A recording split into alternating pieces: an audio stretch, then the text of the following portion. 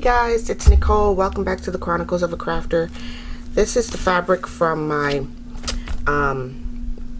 traveler's notebook that I made a few days ago. Sorry, I was drawing a blank there for a second.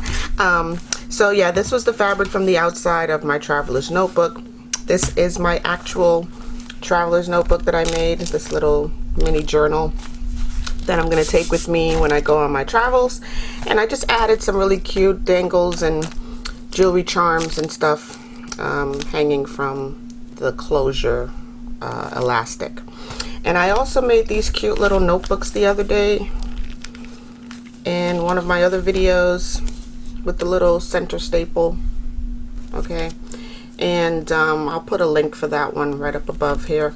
And yeah, this was just a little cute notebook that I decided to include with my traveler's notebook. So I'm just going to pop this back in here, and then we'll do a little tour of the notebook. So remember, this was the outside fabric. This was the beautiful inside fabric.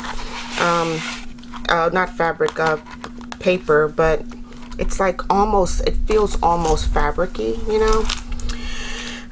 It's very soft and like supple, and yeah, it just feels really nice in your hands. It's made by Anecdote. It's an artisan paper. I found it at Joann's for $1.49 a sheet, and the sheets are 22 by 28. They're huge, you know, huge sheets of paper.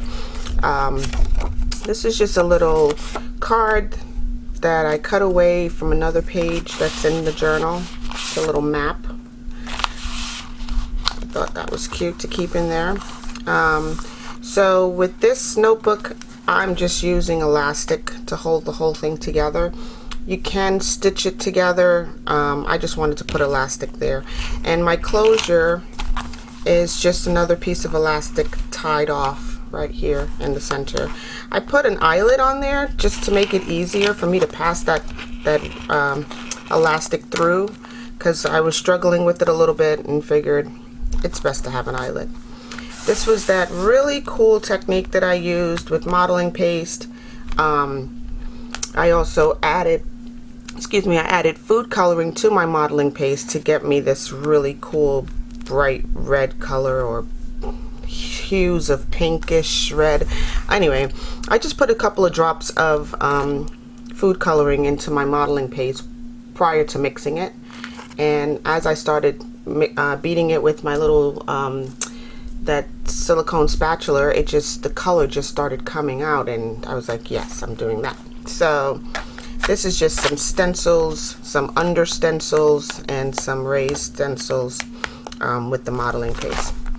This is just, again, another stencily page. I put in those stamps. These are just they were just some extra things that I received when I ordered, I believe it was the washi from YD.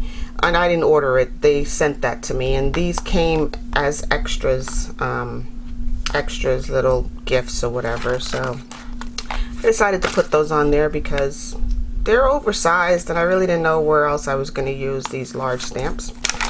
So again, every page in here is held together because it's a large sheet of paper.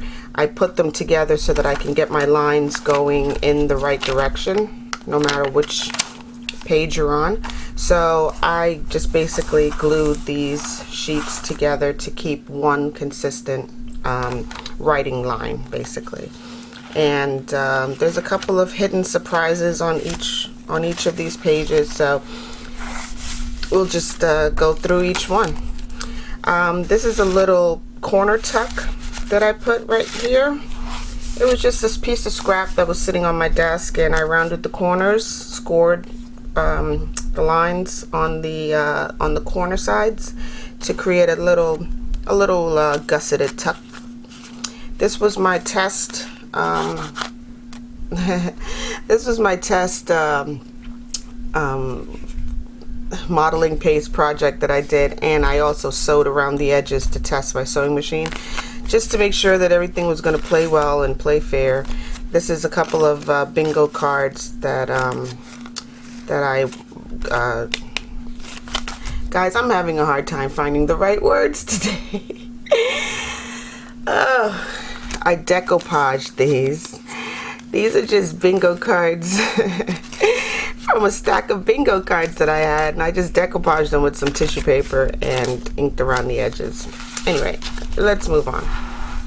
Over here is that really cool map that I found in my paper stash of New York. This is the Lower East Side here, and over here would be Queens and Brooklyn and the other boroughs going that way.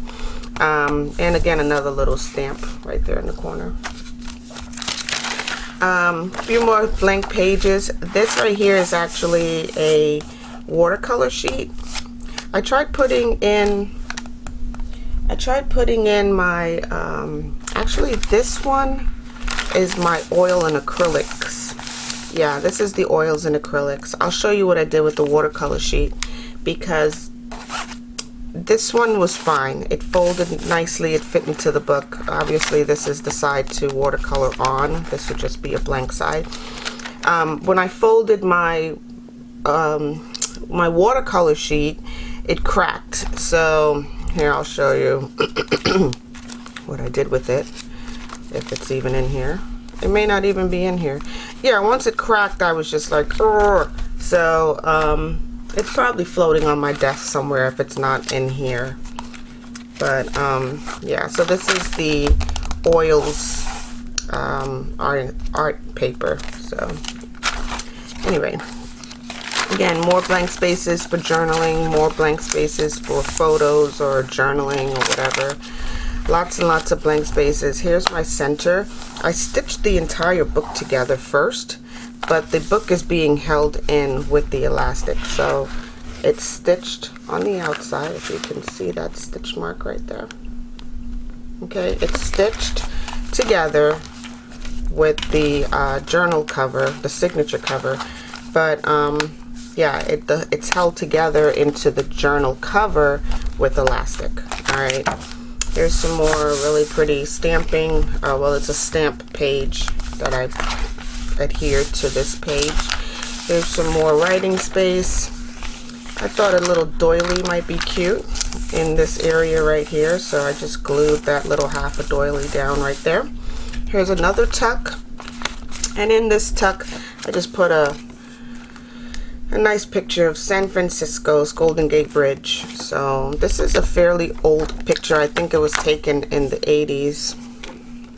Yeah, it was taken 1978. Okay, so this is a really really old picture of San Francisco. I'm surprised this lasted that long, but you can tell, like, I don't think this building is there anymore. Yeah, this is just a really old picture of San Francisco. Golden Gate Bridge. Here's another pocket tuck that I just adhered on the corner here, and this is that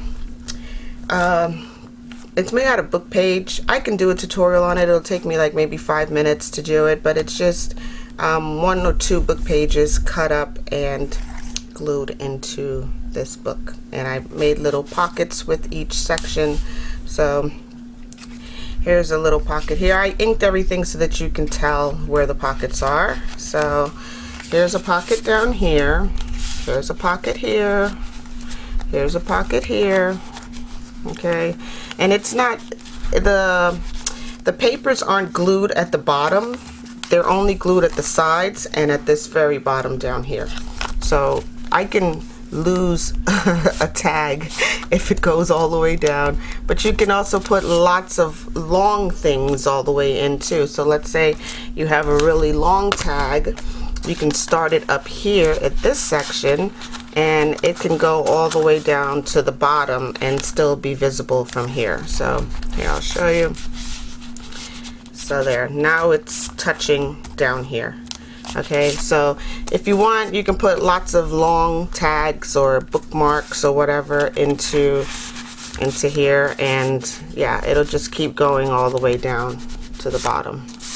That's just the way I designed it. You don't have to do it that way, but I'll try to do a tutorial on it just to give you an idea of how it's done. And I stickled around the edges And let me see, did I use, oh yeah, here it is. I used my liquid pearls. This one is silver pearl in color. It's made by Ranger, of course, you know. Yeah, so this one's liquid pearls that I used all around the edges here. Okay. And here's that map again that I had.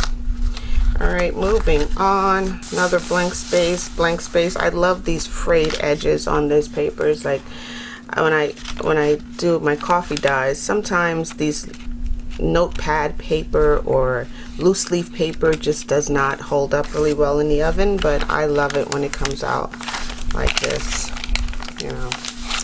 Anyway, here's the other side of that artist's paper.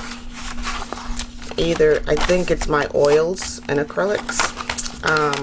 Here's another writing space, photo opportunity, and some more writing space. This is the back cover of the signature cover, and here is a little document folder that's going to house quite a number of things for me to keep as mementos on my travels until I find their permanent home.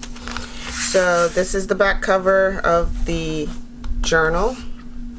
Again, it's that Anecdote artisan paper from Joann's.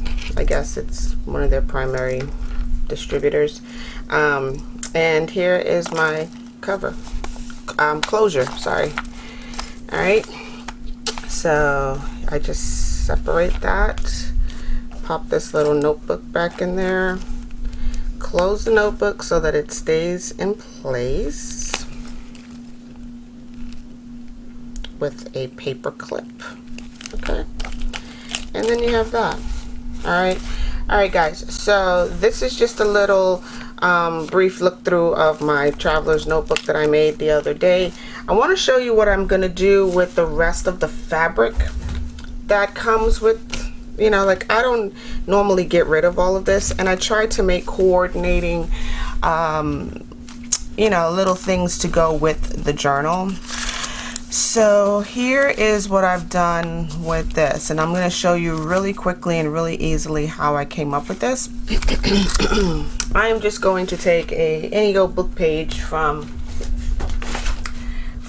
any book that's not needed anymore. All right, so I can use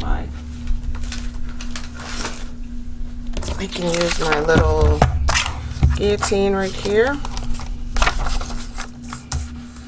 I'm just gonna cut it straight on the edges just to get straight edges. And then I'm gonna cut a straight edge over here on this side because this one already has a straight edge. All right, so there we have this. And I didn't cut off a whole lot, just, you know, just slivers to get it straight. All right, so now I'm just going to fold my paper in half. Now, if you want your words facing up so that you can actually read what's written on here, if you wanted to, you can hold it out like this. But on the inside, the words would be upside down, okay? And if you want it the opposite way, then you would flip it so that your words are upside down on the outside and right side up on the inside. There's no other way to do it other than cutting the paper and, you know, gluing it together with the both sides right side up. I really don't care which side is right side up or upside down, and it doesn't matter to me. It really doesn't matter. So here is my this will be my outside. I like that little 15 right there. No words on the outside, so that's perfect. I'm just gonna give it a little paper airplane type of fold here just to get it straight. Okay, so you want to get it as even and straight as possible.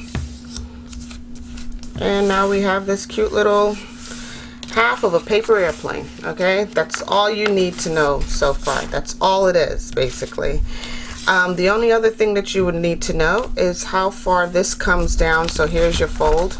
You just need to know how far this part right here goes up to before it starts angling off. Okay, So this is all you have. It's about, I want to say, 1.5 inches. Yeah, it's about 1.5 inches before it starts to angle away. Okay, so once you've done that, so here is the paper airplane folded in half. You're going to flip it over and then fold that in half. There's no scoring involved. You don't have to know the exact measurements of anything. No measurements needed. Alright, so now we basically have the exact same thing right here. And then with my fabric that's left over, I just basically open up my paper airplane and I lay my fabric in. And because this is non-directional fabric, this works out really well. You don't have to go all the way down to the bottom of this fold, okay? Because you know you have about 1.5 inches that you don't need fabric at. Alright, so there. I would just cut away my fabric to there, and I can actually use maybe this line right here to cut the fabric away, because I don't need it to go all the way to the bottom.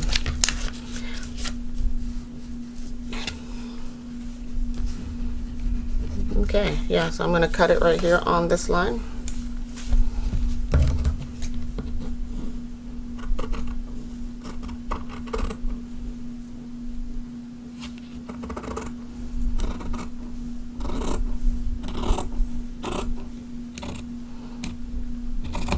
Unfortunately, I have lines to follow on this fabric, so it worked out really well.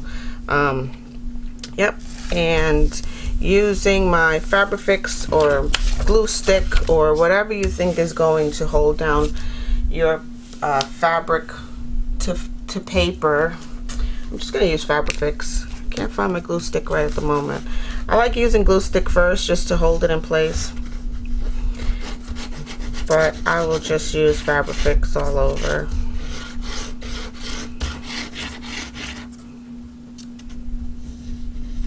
Make sure you get the edges, guys, because that's where the potential for the fabric to fray is at. And we're down.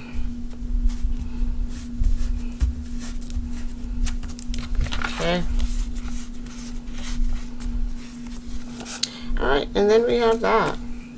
And I'm going to just clean up my Fabrifix off the edge of this paper.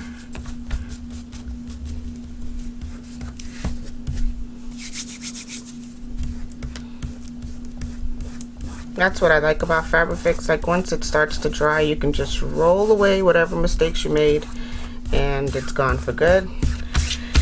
Alright, and now we have just this. Okay. At this time is when you want to ink, if you want to ink. And I want to ink because this page is very plain. So I'm going to ink all around here. I'm just using my walnut stain ink, distress ink from Ranger.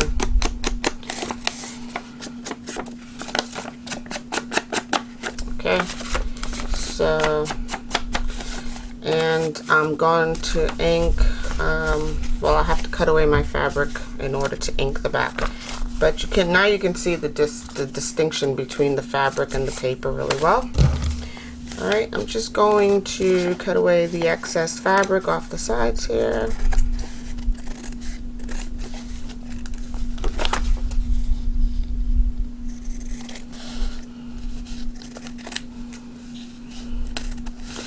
Oh, that wasn't straight.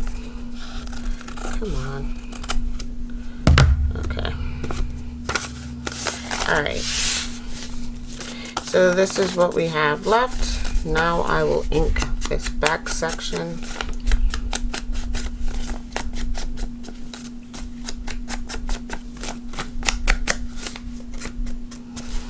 And the only things that you need to glue is this little section right in here. Oh, my Fabrifix. This is the only section that you need to glue, is like right along this edge right here. Okay? And right along this edge right here. and then that folds up towards the fabric side, and that's it.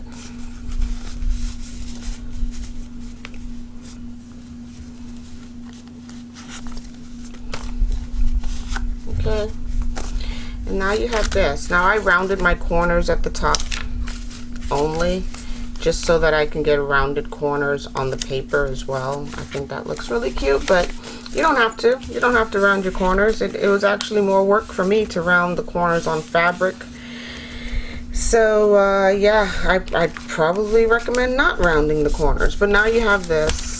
Okay, they both are two identical little mini notebooks that can go into my traveler's notebook whenever you know, I'm traveling. I can jot down things. I can keep one by my bedside. If I think of anything in the middle of the night, I can get up really quickly, jot this down. You know, just things like that. It's why you want, you know, mini notebooks, really. And they're very nice coordinated, you know, embellishments that goes along with a project. It's just really cute, I think, to have coordinating items to go with your journal. So anyway, I'm just going to fill this with some regular standard loose leaf paper or copy paper, and then just cut away the excess that I don't need. And I'll probably use copy paper in this one because I have lined paper in this one. Alright guys, I'm going to leave you here. I hope you guys have a crafty day. Go do something wonderful. Stay naturally curious. Bye.